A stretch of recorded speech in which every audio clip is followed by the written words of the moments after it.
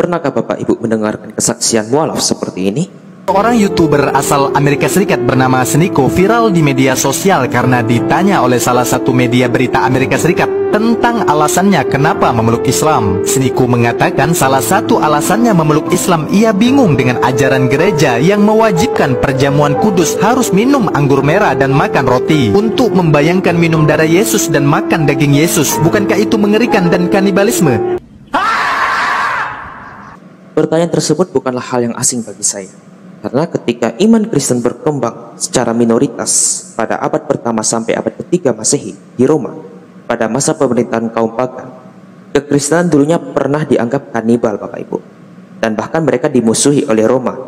Yang lebih parah lagi, fitnah keji Kaisar Nero yang menuduh bahwa umat Kristen pada waktu itu membakar kota Roma dan membuat kekristenan dianiaya oleh orang Roma. Dan orang-orang Roma pada waktu itu sangat membenci umat-umat Kristen. Kalau kita lihat berdasarkan dalil, sebenarnya umat Kristen mengatakan itu adalah benar-benar tubuh dan darah. Itu dari pernyataan Yesus sendiri dalam Yohanes 6 ayat 55. Yesus mengatakan sebab dagingku adalah benar-benar makanan dan darahku adalah benar-benar minuman.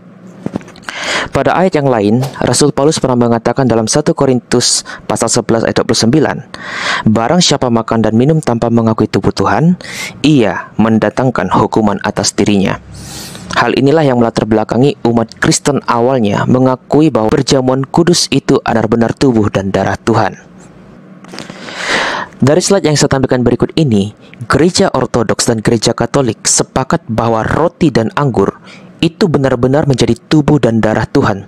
Kalau Gereja Ortodoks menyebutnya Mysterion Theon, yang artinya rahasia Allah yang tak terselami oleh manusia, menjadikan roti dan anggur itu benar-benar tubuh dan darah Tuhan. Pandangan Gereja Katolik sama seperti Ortodoks, tetapi penyebutannya berbeda dengan nama transubstansiasi. Pertukaran posisi materi roti dan anggur berubah menjadi tubuh dan darah Tuhan.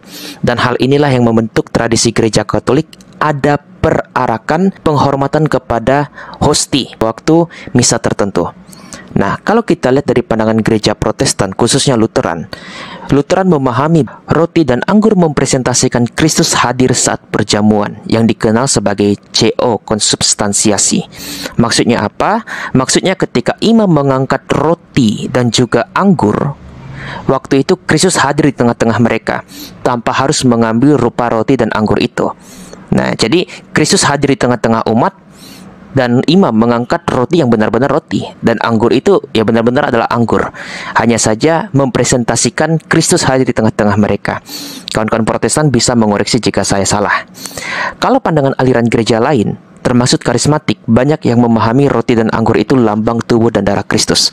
Tapi hal ini sangat bertentangan sekali kalau kita lihat dari pandangan Bapak Gereja, khususnya seperti informasi Santo Ignatius dari Antioquia. Ini adalah murid Rasul Yohanes dan juga Rasul Petrus yang mengatakan ajaran yang meyakini Ekaristi itu adalah lambang saja. Pandangan itu mempresentasikan ajaran bidat doketisme. Apa itu bidat doketisme? Doketisme adalah pecahan dari aliran gnostik yang meyakini bahwa alam material ini jahat dan Yesus Kristus datang dalam rupa manusia itu manusia yang pura-pura saja, sehingga tubuh Kristus itu bukan materi yang sebenarnya, melainkan Kristus secara ilahi mewujudkan diri dalam bentuk manusia yang diserupakan. Nah, dalam pandangan doketisme, mereka menurut Santo Ignatius menjauhkan diri dari Ekaristi dan doa, karena mereka menolak untuk mengakui Ekaristi sebagai tubuh juru selamat. Maka berhati-hati kawan-kawan, jika ada yang mengatakan perjamuan itu adalah lambang saja, itu mempresentasikan bidat doketisme. Lalu bagaimana cara kita menanggapi pandangan Sniko ini? Seorang YouTuber dari Amerika yang akhirnya mualaf dan mengatakan perjamuan kudus tidak masuk akal. Itu mempresentasikan pemahaman kanibalisme dalam iman kekristenan. Apa itu? Maka cara kita menjawabnya adalah dengan apologetika ofensif. Apa itu apologetika ofensif? Apologetika ofensif adalah mengcounter dengan cara paralelisme, suatu hal yang sedikit mirip dan dapat dibandingkan. Dan hal itu dapat memberikan kesaling pemahaman agar tidak salah paham lagi. Nah, bagaimana cara kita menjawab tersebut? Anda perlu belajar konsep dalam pandangan Asy'ariyah, Ahlussunnah wal Jamaah Asy'ariyah, dan di kalangan kaum Sufisme. Yang paling besar itu pandangan Sufisme tentang konsep bertabaruk dengan darah Nabi. Apa itu tabaruk? Tabaruk itu berarti mencari berkat. Kalau kita belajar dari pandangan Profesor Dr. Ahmad Mahmud Qorimah, seorang guru besar ilmu syariah Universitas Al-Azhar, beliau ini adalah seorang doi yang keras terhadap kelompok-kelompok Islam radikal, kawan-kawan. Bukunya sudah diterjemahkan dalam bahasa Indonesia. Dalam bukunya Kritik Salafi Wahabi, ia menjelaskan ada sahabat yang bertabaruk dengan darah Nabi. Ya, salah satunya adalah Ibnu Zubair.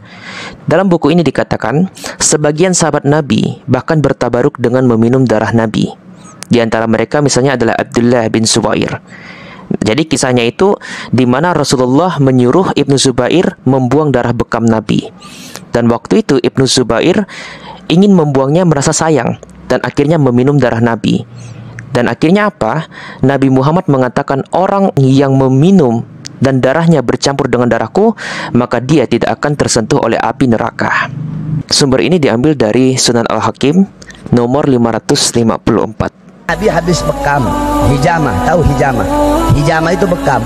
Ketika Nabi habis bekam, darah kotornya Nabi kasih ke Abdullah bin Zubair. Ya Abdullah, buang di tempat yang nggak dilihat oleh orang. Abdullah bin Zubair bawa samping rumah, dia lihat nggak ada orang, dia minum darahnya. Ketika dia minum, dia ngadep, ya Rasul, sudah aku buang. Di mana? Tempat yang nggak dilihat oleh orang. Di mana? Di perut, ya Rasulullah. Siapa yang mau lihat dalam perut, ya Rasulullah? Kata Rasul apa? Haram jasadmu disentuh api neraka. Jadi kawan-kawan bisa lihat di mana para sahabat yang sempat mencari berkat dengan meminum darah Nabi, salah satunya Ibnu Zubair. Walaupun ini pro dan kontra di kalangan saudara muslim yang mengatakan darah itu haram untuk disantap. Tapi sebagian ulama mengatakan Nabi itu suci.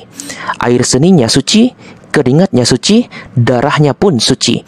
Sehingga seseorang pun yang meminumnya itu tidak najis, kecuali darah-darah binatang atau darah-darah hewan santapan. Nah, jadi kawan-kawan bisa memperhatikan di sini, di mana pandangan Islam ada sebagian sahabat yang meminum darah Nabi. Nabi menjanjikan dia masuk surga. Pada kisah yang lain, peristiwa perang Uhud, di mana Rasulullah itu sempat mengalami luka-luka pada wajahnya. Ada seorang sahabat yang bernama Said Al-Khudri atau Abu Said Al-Khudri. Ia pun juga dikenal sebagai Malik bin Sinan. Ketika ia mengusap darah dari wajah Nabi Muhammad, darah itu ditelan oleh Said Al-Khudri atau Malik bin Sinan. Rasulullah mengatakan, barang siapa darahnya menyentuh darahku, ia tidak akan disentuh neraka. Ini sirah Nabawiyah versi Ibnu Hisham. Sirah yang lebih tua seperti kitab Al-Maghazi menceritakan hal yang sama. Malik menjawab, ya, aku meminum darah Rasulullah.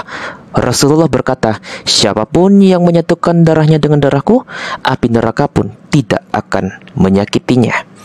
Anda lihat sendiri di mana para sahabat bertabaruk dengan darah, mencari berkat dengan darah Nabi, dan mereka dijamin tidak terkena api neraka. Oh my God! Wow! Seperti yang Anda lihat sendiri, kisah di mana Malik atau yang dikenal sebagai Said Al-Khudri sekaligus Ibnu Zubair yang bertabaruk mencari berkat dengan meminum darah Nabi dijamin masuk surga. Mungkin saudara muslim mengatakan, oh itu kan zaman ketika di masa Nabi dan tidak menjadi syariat Islam sampai sekarang.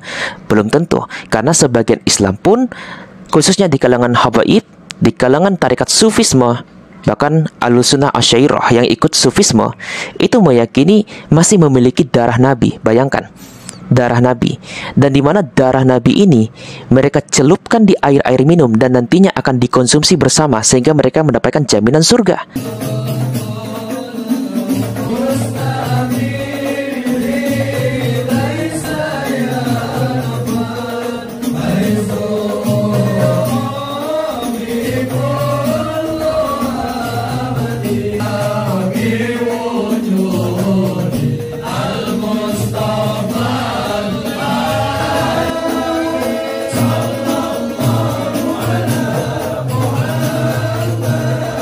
Dan ini diberlakukan juga oleh kalangan habaib untuk diri mereka sendiri. Dan Harry Pas pernah berkata, seorang pandangan Salafi Wahabi, ia mempertanyakan hal ini. Jadi Dracula Anda. Alhamdulillah, Habib dan saya dan Umi dan adik dan istri telah meminum darah Rasul sallallahu alaihi wasallam sebentar tadi. Jadi Dracula minum darahnya Rasulullah sallallahu alaihi wasallam. Jadi Dracula minum darahnya Rasulullah sallallahu alaihi wasallam. Jadi Dracula minum darahnya Rasulullah sallallahu alaihi wasallam. Jadi kalau kami dituduh kanibalisme itu jauh sekali. Karena kanibalisme terjadi ketika seseorang yang dirugikan dengan cara dibunuh, dan waktu itu tubuh dan darahnya disantap.